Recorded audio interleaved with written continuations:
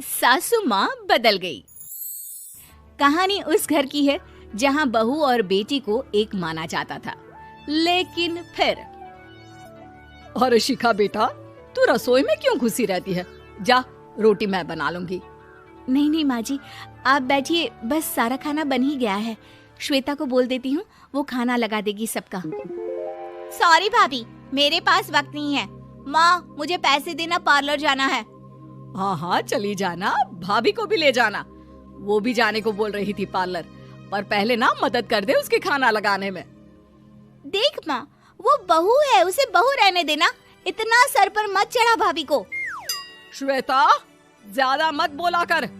बहू और बेटी में कोई फर्क नहीं होता है। जा जाकर काम कर। ननद को माँ का भाभी से इस तरह प्यार करना बिल्कुल अच्छा नहीं लगता। वो बार बार किसी न किसी तरह माँ को भाभी के खिलाफ भड़काती रहती, लेकिन कोई फायदा ना होता। एक रोज, अरे बेटे किशन, जा बहू को कहीं घुमा कर ला, सारा दिन घर में काम करती रहती है। हाँ हाँ माँ, हम लोग जा रहे हैं ना गोवा। अच्छा जी, भाभी ने तो हमें बताया भी नहीं। वैसे तो सारी पंचायत करती है, ये गोवा वाली बात क्यों छुपा गई हमसे? अरे क्योंकि उसे खुद नहीं पता था बहन। मुझे टिकट सस्ती मिल रही थी तो मैंने बुक कर दिया। हाँ शिखा, पैकिंग कर ले, संडे हम जा रहे हैं गोवा। दोपहर में शिखा पैकिंग कर रही थी कि सास आ जाती है। ये क्या बहू, साड़ियाँ? अरे गोवा जा रही है घूमने या फिर शादी में मायके हैं?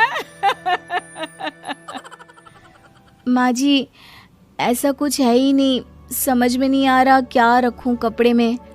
अरे तेरी और श्वेता की साइज तो एक ही है, उसके कुछ मॉडर्न कपड़े ले ले, आकर लौटा देना। हाँ माँ जी, ये ठीक रहेगा। शिखा श्वेता के पास जाती है और उससे कपड़े मांगती है। ना जी ना, मैं अपने कपड़े ना दूं, वैसे भी फैल जाएंगे मेरे कपड़े, बहुत महंगे वाले हैं। शिखा मुंह लटकाकर कमरे में आ जाती है तो सास कहती है, चल तैयार हो जा, तुझे मैं शॉपिंग करा कर लाती हूँ गोवा की। बस फिर क्या था, सास बहू निकल जाते हैं मार्केट और एक से बढ़कर एक ड्रेस खरीद कर घर आते हैं। पहले बता देती कि नए कपड़े दिलाने वाली है भाभी को, तो मैं अपने ही दे देती ना भाभी को, मुझे दिला देती नए कपड़े। देख श्वेता, परिवार का मतलब सबके साथ रहना होता है, ना कि सिर्फ अपना सोचना। वैसे भी तुझे अच्छे संस्कार सीखने चाहिए। और रही बात कपड़ों की, तो शिखा, आज से घर पर भी तू मॉडर्न कपड़े ही पहनेगी। कोई जरूरत नहीं है ये साड़ी वाड़ी लपेटने की। अब क्या था, घर पर श्वेता और शिखा एक जैसे रहते। एक बार पड़ोसन आती है। अरे बेटा, अपनी माँ को तो बुलाना, जरा बात करनी है। शिखा सास को बताती है और रसोई में चली जाती है। ये आपकी बेटी बहुत बड़ी हो गई है, इसके लिए एक रिश्ता है, कहो तो बता दूं। ये बेटी नहीं बहू है, घर में सब एक जैसा ही रहता है। वैसे मेरी बेटी भी बड़ी हो गई है, कोई रिश्ता हो तो जरूर बताना। पड़ोसन रिश्ता लेकर उन लोगों के घर आती है। तब श्वेता की होने वाली सास कहती है, तो ये घर है, कितने मंजिल का है? और ये बहू ने आपकी क्या पहन रखा है, जीन्स टॉप? अरे भाई, साड़ी वाड़ी नहीं है क्या इसके पास? देखिए, सर्दी है तो साड़ी में बहू कैसे मैनेज करती, वैसे पहनती है साड़ी भी। देखिए, हम लोग ठहरे पैसे वाले लोग, कोई कमी नहीं है हम लोगों के पास पैसों की, बहुत पैसे हैं, जमीन, नौकर चाकर, कार, सब कुछ है, लेकिन घर में संस्कारी बहू चाहिए। समझ रही हैं ना आप? सास कुछ कहती कि श्वेता बोल पड़ती है, हाय रे, नौकर चाकर से लेकर जमीन, कार, पैसा, हाँ, मुझे रिश्ता मंजूर है मुझे। अरे रुक जा श्वेता, मैं बात कर रही हूँ ना। देखिए, हम लोगों के घर इतनी आजादी नहीं मिलेगी। अरे हाँ कर देना माँ, हाँ कर दे जल्दी से। सास क्या करती, बेटी की शादी ऐसे घर में कर देती है जहाँ ना उनके विचार मिलते हैं और ना ही आचार। शादी के बाद एक रोज फोन पर, श्वेता बेटा, एक बार घर आ जा, बहुत दिल करता है तुझे देखने का। माँ, वो घर पर बहुत काम होता है, कैसे आऊँ? बड़ा घर है, लेकिन आने जाने वालों की लाइन ही लगी रहती है। बेटा मैं तो जानती थी उस घर का हाल, लेकिन तू ही नहीं मान रही थी। माँ देख, हर घर का यही हाल है। तेरी बेटी को यहाँ घूंघट हटाने की परमिशन नहीं है और एक तरफ भाभी स्कर्ट पहनकर घूम रही है। बेटा मुझे क्या पता था कि मेरी बेटी को ससुराल के नाम पर पिंजरा मिल जाएगा। अच्छा माँ, फोन रखती हूँ, सास को गर्मा गर्म रोटी खिलानी है।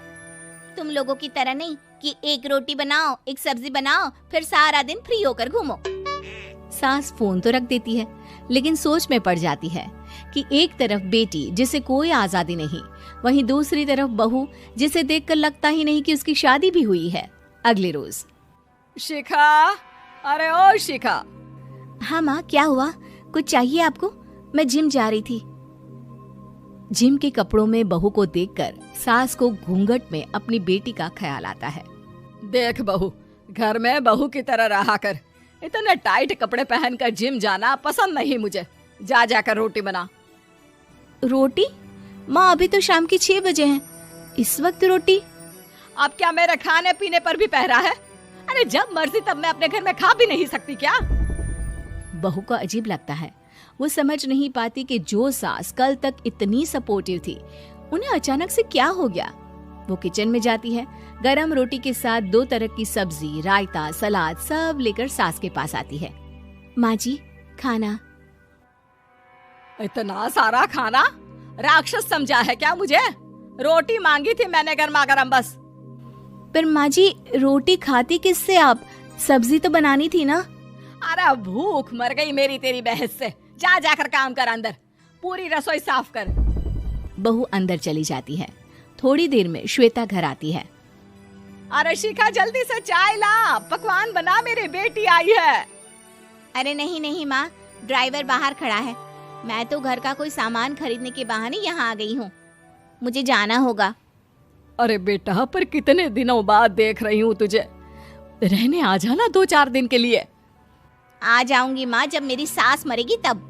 मैं तो रोज मन्नत मानती हूँ कि मेरी सास मर जाए तो अच्छा है। अच्छा चल, जा रही हूँ माँ।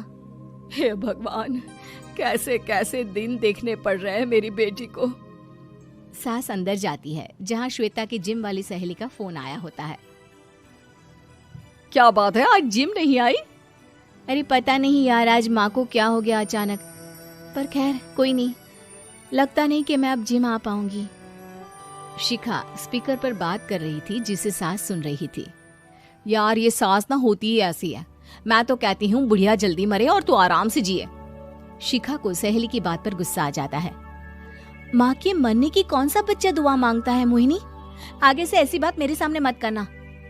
हमारे घर की शोभा ही माँ है। क्या हुआ जो थोड़ी सख्ती दिखा रही है? उसमें भी कोई ना कोई उनकी भलाई ही होगी। मैं तो कहती हूँ भगवान मेरे जैसी सास सबको दे, जो सिर्फ माँ की तरह है। सास वाली तो कोई बात ही नहीं है उनमें। सास ये बात सुन रही थी। उनकी आंख में आंसू आ जाते हैं कि क्यों वो बेटी की किस्मत में बहू को भी भागीदार बना रही थी। शिखा, अरे ओ शिखा, क्या हो गया? जिम नहीं जाना क्या?